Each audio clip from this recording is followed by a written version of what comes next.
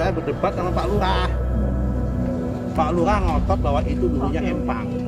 Bareskrim Mabes Polri menggeledah rumah Kades dan Sekdes Kohot hingga kantor desa dan menyita 263 warkah tanah dalam dugaan tindak pidana pemalsuan dokumen penerbitan surat hak milik dan surat hak guna bangunan di area Pagar Laut, Kabupaten Tangerang.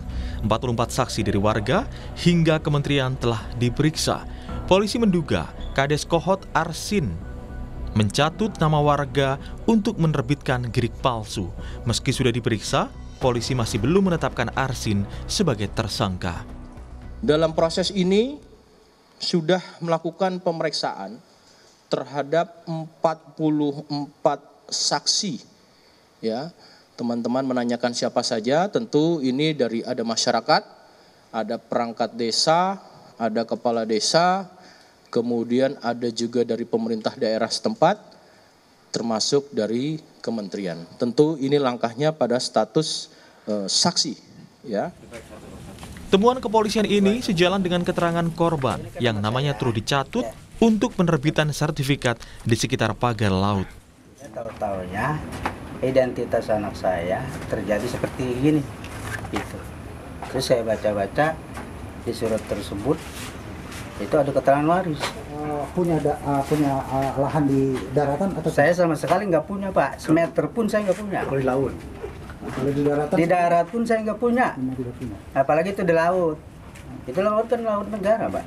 Tapi tiba-tiba ada penerbitan itu, Pak. Ya itu, Pak. Sementara itu, Lembaga Bantuan Hukum PP Muhammadiyah yang melaporkan kasus ini ke polisi meyakini keterlibatan Kepala Desa Kohot Arsin dalam pemagaran laut di Kabupaten Tangerang. Ketua Riset dan Advokasi LBH PP Muhammadiyah Gufroni berharap seluruh yang terlibat dalam kasus pagar laut dapat dikenai sanksi hukum. Kami sangat berharap untuk segera ada pengumuman siapa saja yang dijadikan tersangka dalam kasus pemagaran laut dan juga soal HGB dan SHM yang kemudian terbukti palsu. Yang sedang diusut ini kan untuk desa Kohot ya. Kita belum mendengar apakah 16 desa juga termasuk yang masuk dalam tahap penyidikan ini.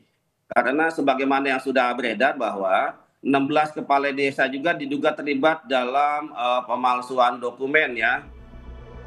Hingga saat ini, polisi masih memeriksa bukti dan saksi soal tersangka kasus pagar laut. Polisi terlebih dahulu melakukan gelar perkara yang akan dilakukan pekan depan. Tim Liputan, Kompas TV.